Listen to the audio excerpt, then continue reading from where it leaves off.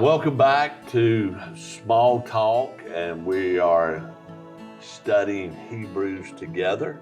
And I'm George Dillard. Yeah, and I'm Rex Wisely. We're in the second chapter, right? Second chapter, Yeah. man. We're moving along. New chapter, New venue. New studio. Yeah, look We're out. moving up in the world. Man, I tell you what. We are slick. We're something. Yeah. Oh, yeah. I've been called a few things.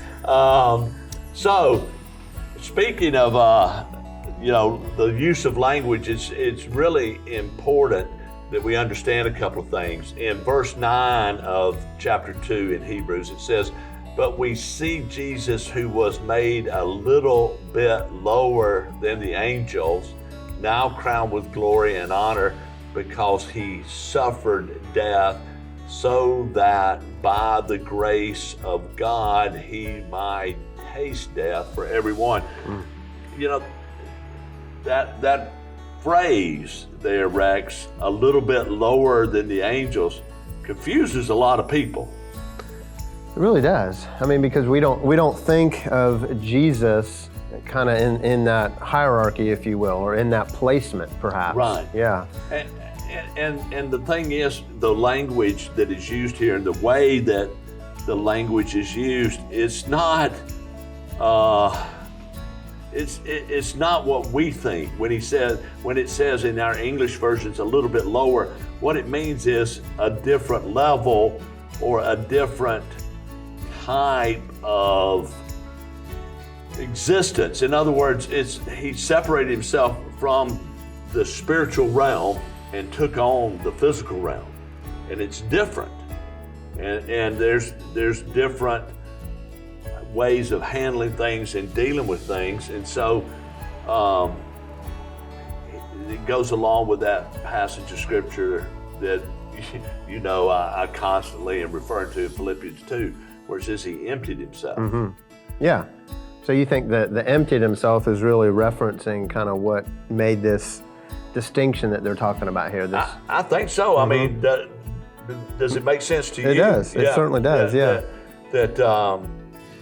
That the angels who live differently than us, they're crowned with glory and honor. In other words, it's beyond our comprehension. We can't fully grasp it. And I think, to me, what this is speaking to is the depth of Jesus' sacrifice for us. It goes far beyond the death on the cross. Right. Yeah, because there was so much leading up to that point. And I appreciated that you say it's hard for us. I mean, we're limited in our understanding and what we really can grasp. And so I think it's challenging maybe at best for us to truly understand what they're talking about here when they say a little lower, because it's just different for us. Yeah, and it is different. And here's the thing, it says he suffered death because you can't, in the spiritual realm, there is no death. Revelation talks about it and says, that we will, when we're there in God's presence, there won't be any more suffering, there won't be any more crying. No more pain. More pain, no more death. Right. And so death is something that is uniquely part of the physical realm. Now, there will be a spiritual death. Right. And we don't have time to go into it completely, but in Revelation he talks about hell being opened and the second death. Right. So, but this is so that by the grace of God he might taste death for everyone. This is the thing for me: the innocent for the guilty. We deserve the death. Jesus did not. He took the death home for us. And when you hear that phrase, so that by the grace of God, what kind of images does that call up for you in your thought process and in your mind? Well, just that, it's extended to all of us if we accept it, if we choose to accept it. because otherwise, I mean, it is grace. There's no other way to define it, I guess, right? I mean, that's the only way to really look at it. Well, I mean, I might be able to earn it, but the rest, the rest of us. I'm just joking, yeah. But so it has to be grace. Right. There's no other option almost, right? But I love what you said, if you choose to accept it. I try to express to people all the time, like, I can make this a gift to you, but if you don't take it and use it, then it has no value. Right, exactly, yeah. And Paul talks about this in his epistles to the church, us devaluing the grace of God. Right. And so then in verse 10, there's an interesting statement to me. In bringing many sons to glory, it was fitting that God, for whom and through whom everything exists, should make the author of their salvation perfect through suffering. That bringing many sons to glory. Now, I think it's important to note that it's really many children to glory, but unfortunately, because of some shifting in thought process around the Middle Ages and everything, we kind of shifted towards the masculine. When in the Greek, it's not a masculine word. Well, actually, in the version that I've got, it says many sons and daughters to glory, right? Because it is a neuter word in the Greek. And so, sons and daughters, children. But he's bringing many to glory. It was fitting that God, for whom and through whom everything exists, should make the author of our salvation perfect through suffering. How do you make something perfect through suffering? I think the perfect word, if I remember correctly, is talking about completion, right? There you go. And so, see, we sometimes get hung up on that word, and it's caused a lot of people a lot of heartache and distress. I know, man, when I was 13, I went through this year of, I was really in a bad place in my spiritual growth because I knew I was not perfect as the world defines perfection. Right. But I knew I was called to be perfect.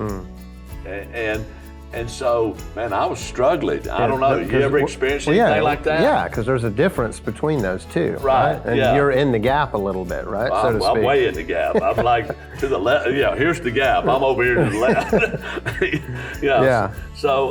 Well, there's definitely a difference in the world's view of perfect and what this is talking about here, right? Right. Absolutely. I think. I mean, it's clear to me through the etymology of language and everything.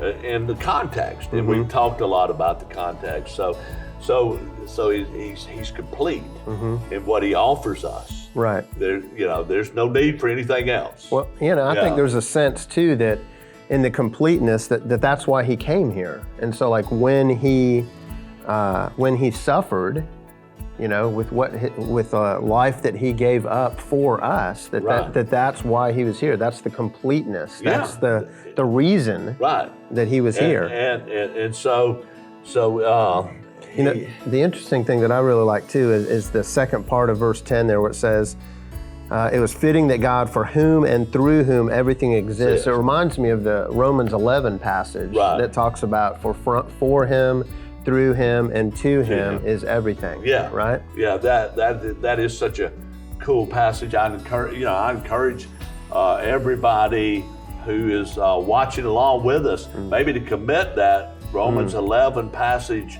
to memory. I just read an article recently about the need for us to commit scripture to memory. And we kind of hated that. And when we were in Bible college, and Christian doctrine and Gospels 1, Gospels 2, Acts of the Apostles. We had that memory work, but you know what? I'm so thankful for it. Well, that's how I remember Romans 11, because it was one of the ones that we were absolutely, supposed to. Yeah. And it's funny, you know, how now that is coming back when we've got all this technology. You know, we've got phones, and tablets, and everything else where we can just access Scripture readily. But now we're being told, hey, let's get in there and memorize some of this. Because thy word will I hide in my heart that I might not sin against thee. But so that passage, in created, it's for him. It always will be for him. Right. You know, exactly. He is, was, and always will be. Right. And I love that too. And then there's a couple of passages here where he begins to quote the Old Testament. So we're going to pick up with that next week when we get together. You know, we're on a blinding pace here. Yeah, that's right. 2 verses tonight, and but you know what? That's the intent. We want to take the time to look at these verses and pull everything together. Yeah, we hope to see you next week. Same bat time. Same bat channel. All right. All right. God bless.